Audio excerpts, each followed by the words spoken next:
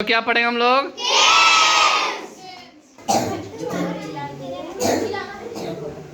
आज का टॉपिक क्या है? टेंस पढ़ना है जी। कॉपी निकाले लिखना शुरू कीजिए।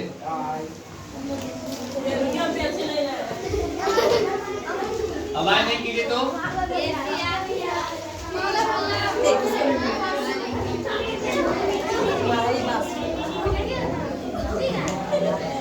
पीछे जो बच्चे हैं वो कोना में आवाज कर रहे हैं आप लोग जी। क्या आवाज नहीं आना चाहिए तो नहीं आना चाहिए। टेंस मतलब क्या होता है? काल। और आप सोच रहे काल किसे कहते हैं जी? कोई ऐसा बच्चा है जो बता सकता है काल किसको बोलते हैं? बीता हुआ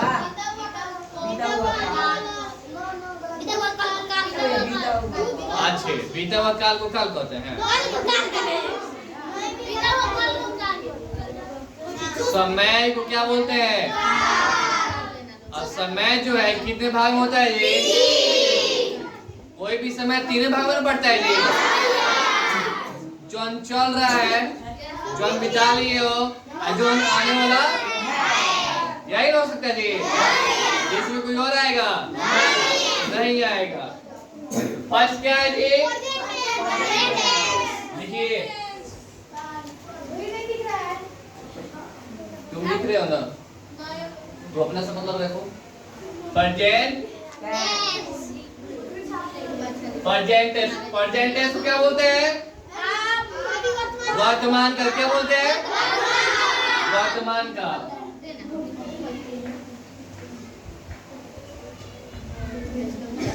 पांच भूतकाल यानी कि वैसा काल जो कि हम क्या कर चुके हैं? बीत चुका है ना जी।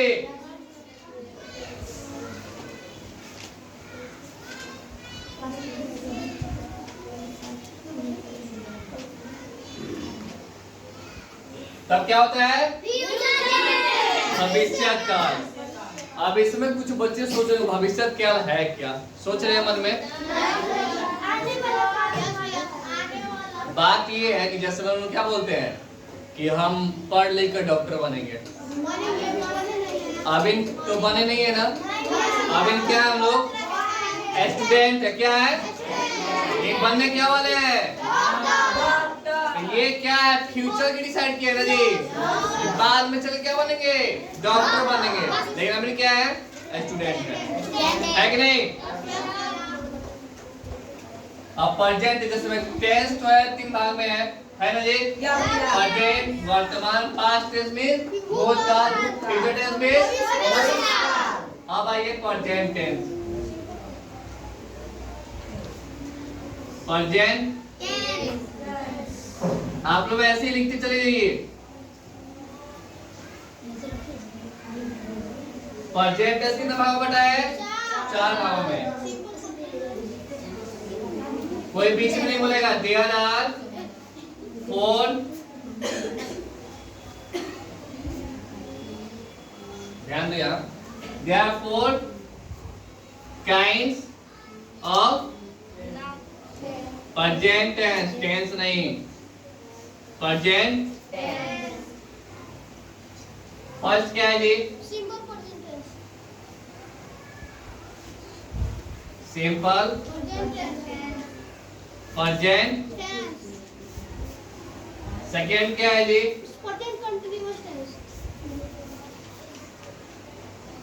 Present continuous. थर्ड क्या है? Present perfect. और फोर्थ क्या है जी? प्रेजेंट परफेक्ट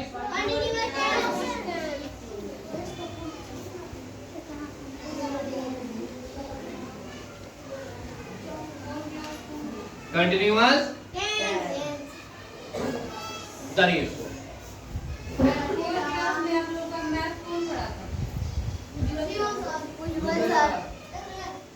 अभी नहीं पढ़ा रहा है।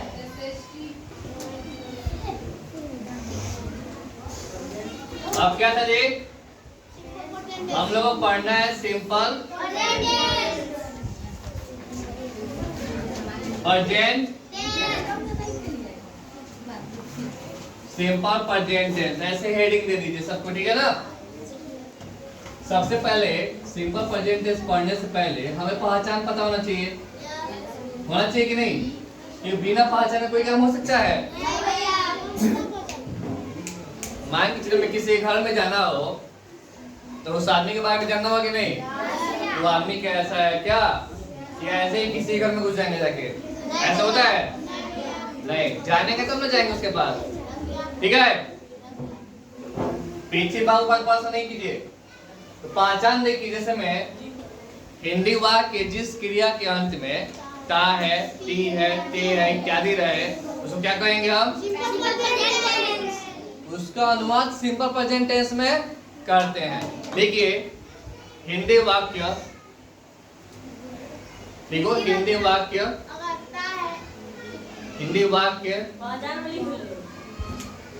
हाँ दूसरे में लिखिए ना। हिंदी वाक्य जिस क्रिया के अंत में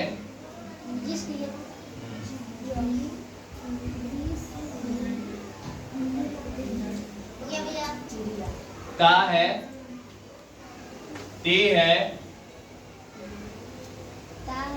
ता है, ती है, ते है, ते हो इत्यादि, तो उसका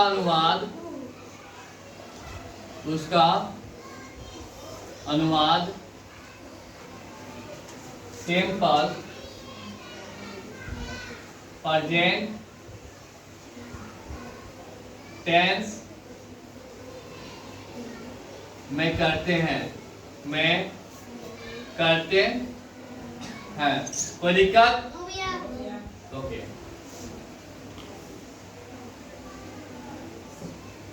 अब देखिए एग्जांपल में देखिए, जैसे मैं घर जाता,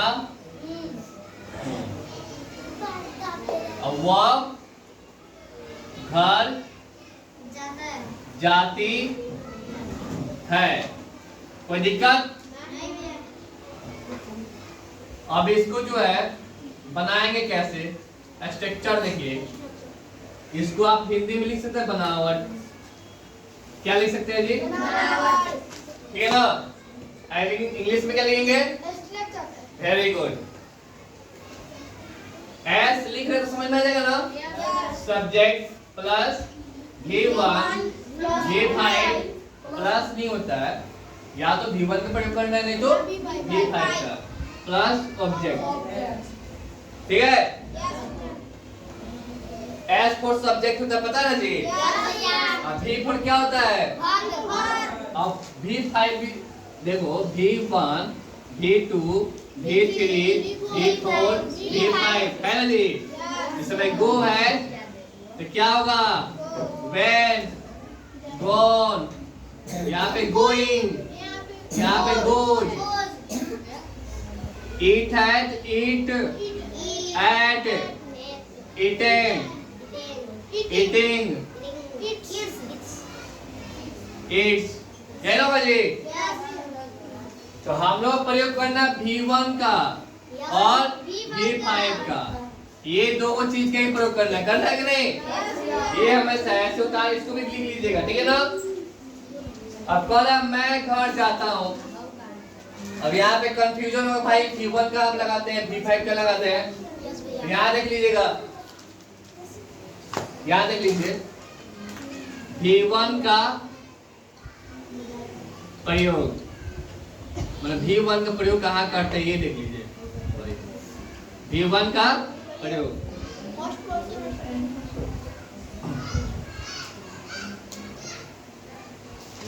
I, we, you और दे के साथ। और एक बात और लिख दीजिए, नाम प्लस नाम, इसको अर्थ हो जाएगा दो गो नाम रहेगा तब, है समझे? राम और श्याम, मोहन और सोहन, सीता और गीता, अब देखो V5 का प्रयोग।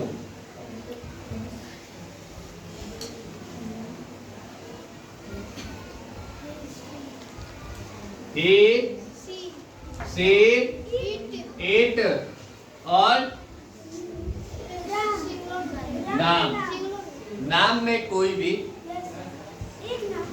एक नाम। तो भाई नाम लिखे तो इसका अर्थ क्या हुआ? कोई दिक्कत? अब चलो बनाते हैं एग्जाम्पल। देखो मैं घर जाता हूँ, है ना जी? मैं घर जाता हूँ, तो मैं के क्या होगा? उसके बाद कह रहा है कि सब्जेक्ट लगा दिए, या लगा दिए थी सब्जेक्ट। अब क्या लगाना है? V1 है तो V5। आई के साथ क्या लगाता है? V1। तो घर कौन है? घर जाता है, घर की जाता आई घर बोलते ना जी। ध्यान दो, घर किसे कहते हैं? है ना जी? आई गो। कोई दिक्कत? पीछे समझ में आया? ठीक है। वह घर जाती है, सी। अब बताओ इससे सब क्या लगेगा? कोच क्यों लगेगा? क्यों का V5। सी यहाँ पे है, सी के साथ V5 लगता है। अब V5 में क्या है? गोज। She goes.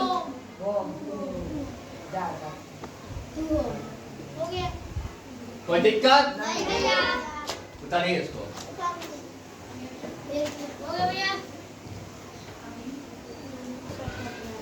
और हम लोग क्या पढ़ेंगे जी?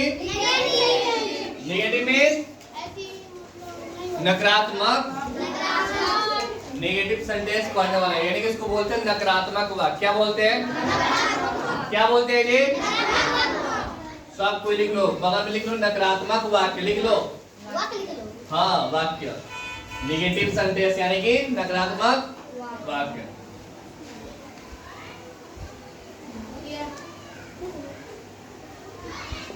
ठीक है ना?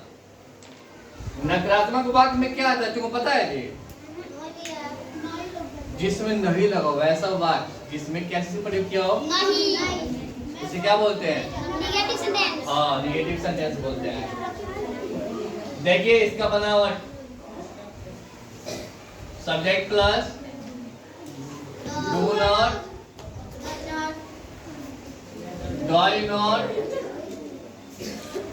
Plus V1 plus object, subject plus, आप इसको डोंट भी लिख सकते हैं, डोंट लिख सकते हैं, प्लस V1 प्लस ऑब्जेक्ट। कोई दिक्कत? स्ट्रक्चर है डू नॉट, यहाँ पे डोंट है। आवाज नहीं करूंगा मुझे। एग्जाम्पल में देखिए जैसे मैं, अच्छा हाँ, डू नॉट का प्रयोग और डू नॉट का प्रयोग। यहाँ पे देखिए डू नॉट, डू नॉट का प्रयोग, क्या प्रयोग कैसे होगा जी?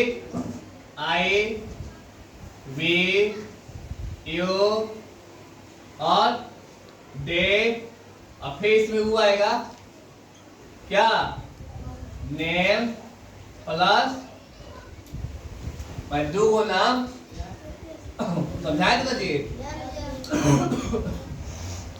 नहीं देखिए डॉट नॉट, ही से एट। कोई दिक्कत? या इसको आप और डिफाइन कर देते हैं इसको, डू नॉट। आई के साथ क्या लगाते हैं? Do not. यू के साथ डू नॉट। वी के साथ डू नॉट। दे के साथ डू नॉट। और बाबू नेम प्लस डू नॉट। अब लिखिए डॉट का ए के साथ डॉट नॉट, सी के साथ डॉट नॉट।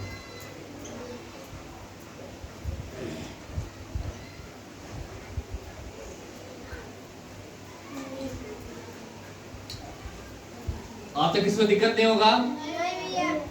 कोई दिक्कत है बोल? एग्जाम्पल में देखिए, मैं घर नहीं जाता हूँ, फिर वह विद्यालय नहीं जाती। तो चलिए बनाते हैं इसको। मैं घर नहीं जाता, तो कैसे होगा जी? I do go to. उसके बाद क्या है? वो विद्यालय तो क्या होगा? She does not go to school. Okay, thank you. कल पढ़ाते हैं फिर इसका नेक्स्ट। कोई दिक्कत?